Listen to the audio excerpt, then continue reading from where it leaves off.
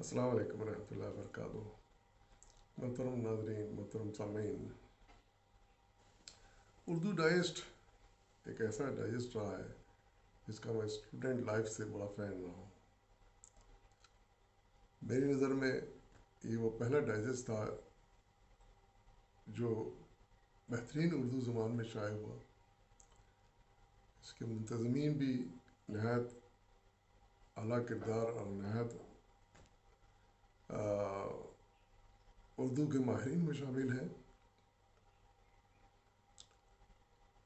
बल्कि उन्होंने ऐसा ऐसा मवाद इस डाइजेस्ट में शामिल किया जिसने इस डाइजेस्ट की शान और शौकत को चार चांद लगा दिए।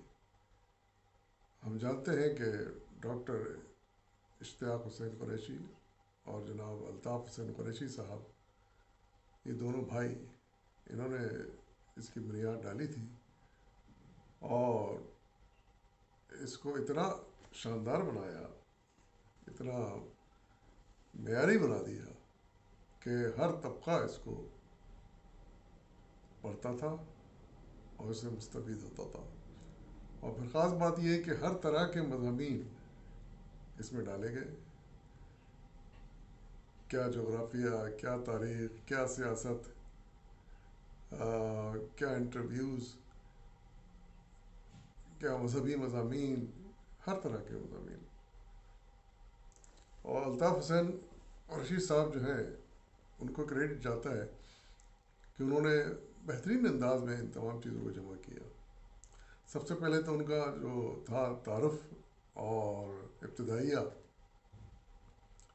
जो ताज़ा तरीन हालात में लिखा करते थे, वो बड़ा अहम होता था, पढ़ने के लायक होता था, बड़ा मालूमाती होता था। फिर उसके अलावा उनका जो तमाम जो मज़ामीन का कलेक्शन ज़बरदस्त होता था। और फिर एक और उन्होंने जो काम किया वो ये कि बड़े अहम अहम लोगों से इंटरव्यू लिए उन्होंने, उन इंटरव्यूज़ को इसमें उन्होंने शामिल किया। तो आज का मज़मून भी ऐसी ही शख्सियत से ताल्लुक़ है जो अपने दौर की अहम तरीन शख्सियत रही हैं और उनका एक तफसीली इंटरव्यू अल्ताफ़ हुसैन साहब ने किया।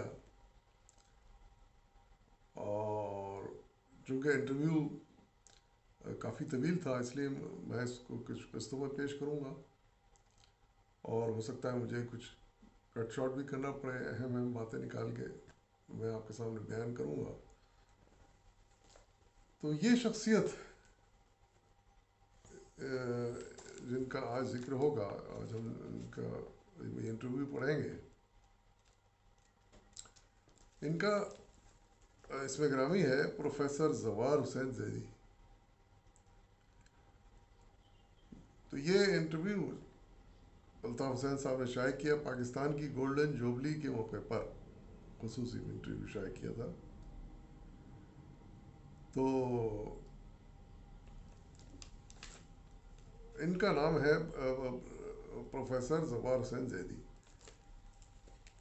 तो आपकी ख़ास बात ये रही है, आपका ख़ास कारनामा ये रहा है कि जब पाकिस्तान वजूद में आया उस वक्त बहुत ज़रूरी था कि पाकिस्तान के बनने में जो जो हालात पेश आते रहे, वाक़यात पेश आते रहे, जो अहम शख्सियात आती रहीं, जो बयानात वो देती रहीं, इन सब का एक रिकॉर्ड जमा किया जाए, यानी दूसरे अल्फाज में पाकिस्तान की तारीख़ मरतब की जाए। और इस तारीख़ का नाम दिया गया जिना पेपर्स। अब सवाल ये था कि ये इतनी बड़ी जिम्मेदारी ये कौन पूरी करेगा। तो बाद में फिर जिम्मेदारी डॉक्टर ज़वार हुसैन ज़ैदी साहब ने पूरी की और जिस खुश असलूबी के साथ, जाफिशानी के साथ उन्होंने काम किया है, वो पढ़ने के लायक है। जैसे जैसे आप ये इंटरव्यू सुनेंगे आपको मालूम होता जाएगा कि क्या क्या उन्होंने कोशिशें नहीं की इस काम के करने में और कितने खूबसूरती के साथ इसको पाए तक भी पहुँचाया। अगर वो ये मेहनत ना करते, जाफिशानी ना करते, तो आज हमारे पास शायद पाकिस्तान की مستند اور مکمل تاریخ نہیں ہوتی. آئیے انٹرویو کا مطالعہ شروع کرتے ہیں. پہلے تو یہ جو مجھے معلوم ہوا اس انٹرویو میں یہ بات کہ پروفیسر زیدی جو تھے وہ انگلینڈ میں جا کر سیٹل ہو گئے تھے اور وہیں قیام پذیر تھے. تو الطاف صاحب جب لندن گئے تو ان سے ملاقات ہوئی اور ملاقات اتنی دلچسپ رہی, اتنی معلوماتی رہی کہ جب بھی پھر الطاف حسین صاحب لندن گئے آپ نے ضرور ان سے ملاقات کی اور ان سے قسطوں میں تھوڑا تھوڑا کر کے سارے حالات معلوم کیے پاکستان کے بارے میں کہ کیا کیا ہوا تھا. کیوں کہ اس وقت زوار حسین زیدی صاحب جوان تھے اور ایک اسٹوڈنٹ تھے, بعد میں ایک ٹیچر بھی بنے, استاد بھی بنے. تو وہ ان کی نظر سے سارے حالات گزرے تھے نوجوانی کے عالم میں. وہ سب کچھ دیکھ رہے تھے کیا کیا ہوا, بلکہ ملاقات بھی ہوئی ان کی قائد اعظم سے. تو جو بھی بہرحال احوال ہے تو اس کو ہم وہ آگے چل کے سنتے ہیں. الطاف حسین قریشی صاحب لکھتے ہیں کہ اگست 77 کے بعد متعدد بار مجھے لندن جانے کا اتفاق ہوا.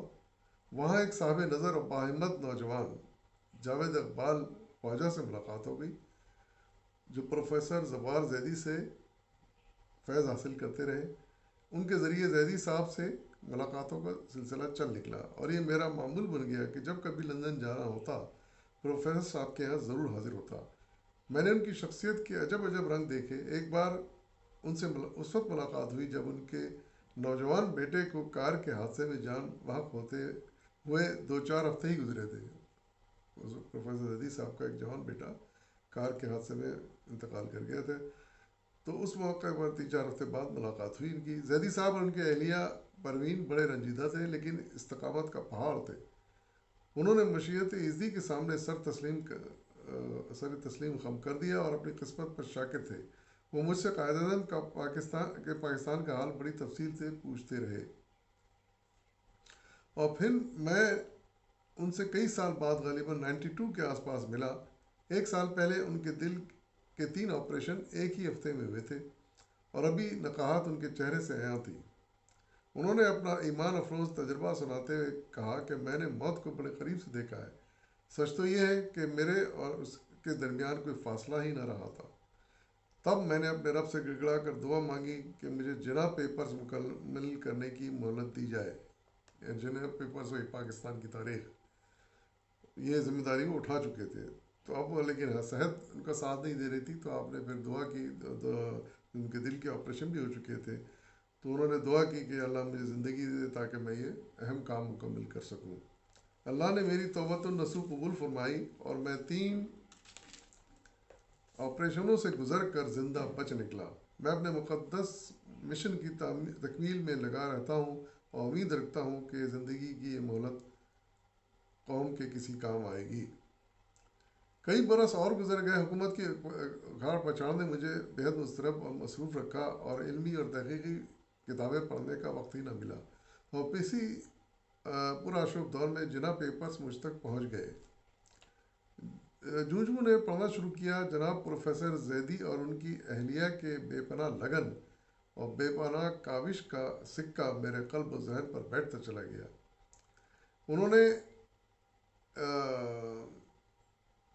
وہ دماغ سوزی اور عرق ریزی کی تھی جس کی مثال اس عہد میں کم ہی ملتی ہے. حضرت قائد اعظم کی مرکت العریٰ شخصیت ان پیپرز میں پوری عظمت کے ساتھ آشکار اور تحریک پاکستان ایک نئے انداز سے جلوہ گر ہے. میری آنکھیں کئی بار اشکبار ہوئیں اور کئی بار عقیدت سے جھک گئیں. میں نے سوچا کہ پاکستان کی گولڈن جوبلی کے موقع پر جناب پروفیسر کا انٹرویو لیا جائے, یعنی پروفیسر زیدی صاحب کا جنہوں نے یہ ترتیب دی تھی, جناح پیپرز کمپلیٹ کیے تھے. وہ گریزاں رہے کہ نام و نمود کا ایک پہلو نکلتا ہے. میں نے کہا انٹرویو ایک شخصیت کے بجائے ایک پورے عہد کے ساتھ ہوگا. تب وہ مان گئے اور میرے سوالات کے جواب میں زندگی کے سفر کی رودات سنانے لگے. میں نے پہلے تو انہوں نے تکلف کیا, انہوں نے کہا کہ بھئی یہ نام و نمود لوگ سمجھیں گے نام و نمود کے خاطر انٹرویو دیا ہے, حالانکہ میں ایسا قطعی نہیں چاہتا. تو اس پر الطاف حسین نے کہا کہ نہیں، آپ یہ انٹرویو ایک آپ کی شخصیت کا نہیں، پورے دور کا ہوگا، ایک عہد کا ہوگا.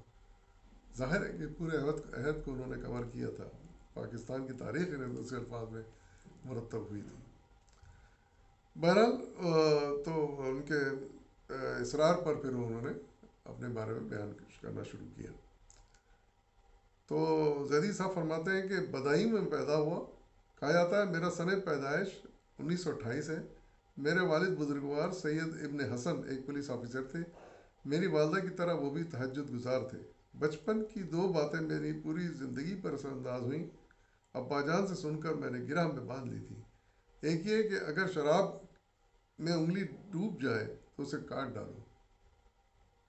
دوسری یہ کہ نماز فجر پڑھنے کے بعد گھر سے باہر نکلو. میں نے امریکہ اور انگلستان میں بھی ان باتوں پر کامل شعور کے ساتھ عمل کیا. تعلیم کی ابتدا فارسی، عربی اور قرآن حکیم سیکھنے سے ہوئی. پرائمری تعلیم کے مدارج طے کرنے کے بعد میں گورنمنٹ ہائی اسکول علی گڑھ چلا گیا، جہاں ہندو اور مسلم اساتذہ پڑھاتے تھے. مجھے 10ویں جماعت میں چیف پریفیکٹ بنا دیا گیا. یہ وہ زمانہ تھا جب کانگریسی حکومت کے بن جانے سے مسلم اقلیتی صوبوں پر ہندو مت کیا جا رہا تھا. تعلیمی اداروں میں فرقہ وارانہ کشیدگی بڑھتی جا رہی تھی. ہمارے اسکول میں امتحانات شروع ہوئے تو ایک ہندو استاد نے ایک فقرہ انگریزی میں ترجمہ کرنے کے لیے دیا کہ گاؤ کشی حرام ہے اور گنگا میں نہانا ثواب ہے. اس ناپاک جسارت پر ایک ہنگامہ اٹھ کھڑا ہوا اور میں نے اس کی قیادت کی. اس ایک واقعے سے میرا سیاسی شعور بیدار ہو گیا تھا.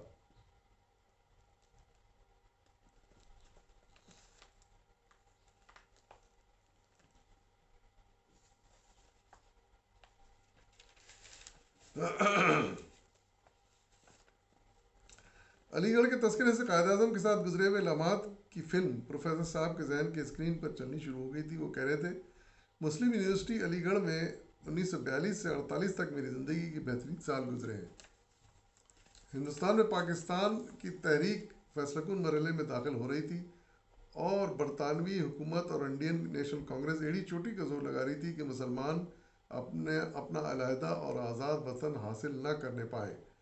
مسلم یونیورسٹی علی گڑھ تحریک آزادی کا ایک بہت مضبوط مرکز بن چکی تھی. قائد اعظم یہاں کئی بار تشریف لائے اور طلباء نے ہر مرتبہ ان کا والہانہ استقبال کیا. 36 عیسوی میں ان کی آمد پر نوجوان ان کی بگھی میں گھوڑوں کی جگہ جت گئے. یعنی لوگوں کا قائد اعظم سے محبت دیکھیں نوجوانوں کا کہ وہ گھوڑا نکال کے وہ خود بگھی میں گھوڑے کی جگہ جت گئے اور اسے اپنے سروں پر اٹھا لیا.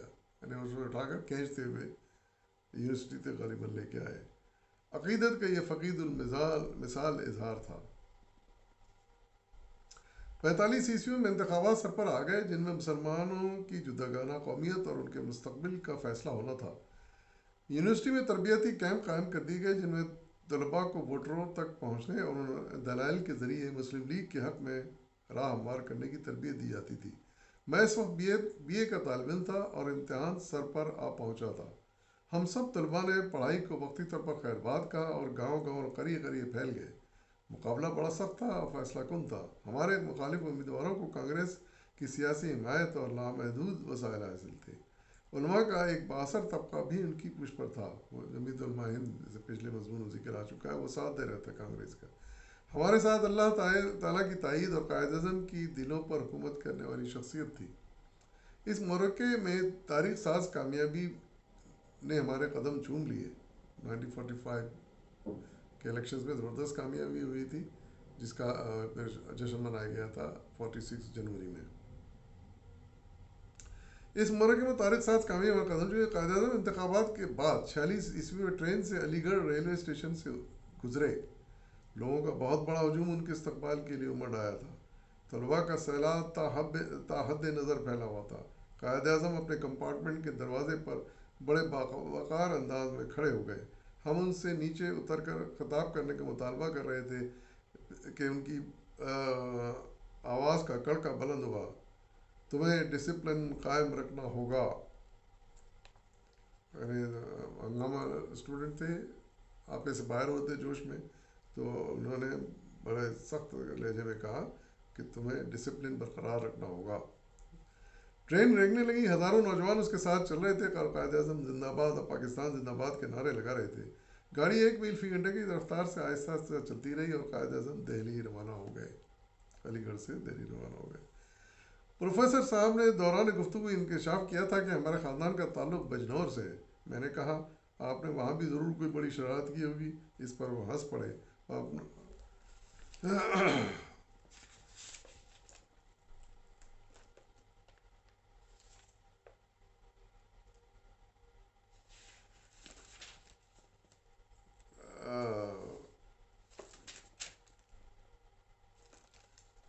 ہنس کر انہوں نے کہا کہ قاضی عبد الغفور ہمارے گھر کے سامنے رہتے تھے، ان کے ہم مولانا حسین احمد مدنی ٹھہرا کرتے تھے، جو دارالعلوم دیوبند کے منتظم اور کانگریس کے ہمنوا تھے۔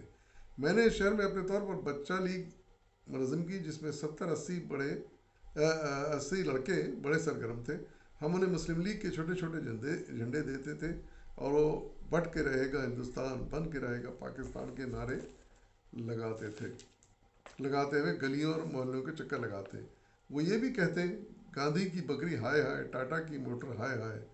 ایک دن ایسا ہوا کہ قاضی صاحب کا پوتا مرغوب ہمارا بچے لیگ میں شامل ہو گیا۔ بچہ لیگ بنائی تھی انہوں نے، زیدی صاحب نے اپنے اس زمانے میں۔ اس نے چاک سے پورے محلے کی دیواروں پر لکھ دیا مسلم لیگ زندہ باد، کانگریس مرد آباد۔ اگلے روز کیا دیکھتا ہوں کہ مرغوب کی بہت پٹائی ہو رہی ہے اس بچے کی۔ میں دوڑا ادھر گیا اور قاضی صاحب کے آگے اپنی پیٹھ کھول کر کھڑا ہو گیا کہ مجھے ماریے، اصل قصور تو میرا ہے۔ اس پر ان کا ہاتھ رک گیا اور مجھے گلے سے لگا لیا۔ سیاسی اختلاف کے باوجود ایک وفاداری قائم تھی اور ایک دوسرے کا احترام باقی تھا۔ یعنی وہ ظاہر کانگریس میں تھے جیسے بتایا گیا، تو اور یہ زیدی صاحب مسلم لیگ کی حمایت کر رہے تھے۔ انہوں نے بچے کو سکھایا اور اسے نعرے لگوائے اور وہ نعرے لکھوائے دیوار پہ۔ تو ان کے والد نے انہیں جب مارا تو وہ بیچ میں آ گئے، لیکن اختلاف سیاست کے باوجود بھی ایک دوسرے کا لحاظ تھا، محبت تھی، تو انہوں نے گلے لگا لیا ان کو، زیدی صاحب کو، اور بچے کو بھی معاف کر دیا۔ تو اس طرح سے اندازہ ہوتا ہے کہ کس طرح ایک دوسرے کا احترام تھا۔ دیکھیے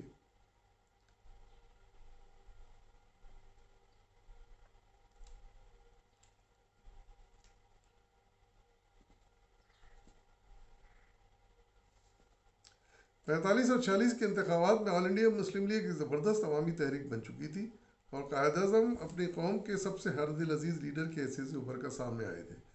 وہ اگرچہ اپنے انگریزی لباس پہنتے اور انگریزی زبان بولتے تھے، مگر مسلم عوام ان کی دیانت اور قابلیت پر مکمل اعتماد کرتے اور ان کے ادنیٰ اشارے پر بڑی سے بڑی قربانی دینے کے لیے تیار تھے۔ پنجاب میں خضر حیات ٹوانا اس وقت لیڈر تھے۔ جب مسلم لیگ نے سول نافرمانی کا اعلان کیا تو چند روز میں رضاکاروں نے ساری جیلیں بھر دیں۔ پنجاب میں خضر حیات ٹوانا کے خلاف جب مسلم لیگ نے سول نافرمانی کا اعلان کیا، وہ غالباً کانگریس میں تھے وہ، تو چند روز میں رضاکاروں نے ساری جیلیں بھر دیں۔ ہر سو ایک طرف طوفان کھڑا ہو گیا اور یونینسٹ حکومت چند ہفتوں میں ڈھیر ہو گئی۔ یہی معاملہ صوبہ سرحد میں پیش آیا۔ سول نافرمانی کا اعلان ہوتے ہی مسلم لیگ کے پیروکار عوامی طاقت کے ساتھ اٹھے اور پورے صوبے میں گرفتاریاں پیش کی جانے لگیں۔ ان کی تعداد اس قدر بڑھی کہ گورنر کے اعتراف کے مطابق جیلوں سے 10,000 جرائم پیشہ قیدی رہا کرنے پڑے تاکہ ان میں گنجائش پیدا ہو جائے۔ یعنی سیاسی قیدیوں کو بھرنے کے لیے اصل جو قیدی تھے جیل میں ان کو رہا کیا گیا تاکہ ان کو بھرنے کے لیے جگہ بنے۔ واہ! اسی نوعیت کے پرجوش مناظر ڈائریکٹ ایکشن کے دوران دیکھنے میں آئے۔ قائد اعظم نے سرکاری خطابات واپس کر دینے کی اپیل کی تھی۔ قائد اعظم نے مسلم لیگ کے تمام عہدیداروں سے کہا تھا کہ ان کو جو خطابات ملے ہیں انگریزی حکومت کی طرف سے نوابوں کو، جاگیرداروں کو، وہ سب وہ واپس کر دیں، احتجاج کے طور پر انگریز حکومت کو واپس کر دیں۔ تو انہوں نے واپس کر دیے تھے سارے خطابات۔ کانگریس کی قیادت نے عدم تعاون کی تحریک میں یہی اپیل کی تھی اچھا، اسی طرح کی اپیل کانگریس نے بھی کی تھی اپنے لیڈروں سے کہ بھائی وہ بھی خطابات واپس کرتے ہیں، آزادی چاہیے، ہمارے انگریزی حکومت کے خلاف احتجاج کرنا ہے، لیکن انہوں نے واپس نہیں کیے تھے خطابات. کانگریسی نوابوں جاگیرداروں وغیرہ نے وہ خطابات جو انگریزی حکومت دیے تھے واپس نہیں کیے، جبکہ مسلم لیگ لیڈروں نے واپس کر دیے. اس کی وجہ یہ تھی کہ مسلمان اپنے لیڈر کے ساتھ بےحد مخلص تھے اور ان میں قربانی کا جذبہ بہت گہرا تھا. آزادی کی تڑپ قائدانوں نے ان کے اندر پوری قوت سے پیدا کر دی تھی. تو وہ احتجاجاً تمام لیڈروں نے وہ خطابات، نواب، سر اور اس طرح کے جو بھی خطاب دیے گئے انگریزوں کی طرف سے، وہ سب انہوں نے واپس کر دیے تھے. انشاءاللہ مزید احوال ہم اگلی قسط میں پڑھیں گے. بڑا دلچسپ انٹرویو ہے، ضرور سنیے گا. آپ کو معلوم ہوگا کہ پاکستان کی تاریخ مرتب کرنا خود ایک کتنا بڑا کام تھا، اور پروفیسر زوار زیدی صاحب نے کتنی محنت سے اس کو پائے تکمیل کو پہنچایا تھا. یقیناً کو کریڈٹ جاتا ہے. تو انشاءاللہ اس کی تفصیل آئندہ قسطوں میں ہم پڑھیں گے. اجازت دیجیے، فی امان اللہ.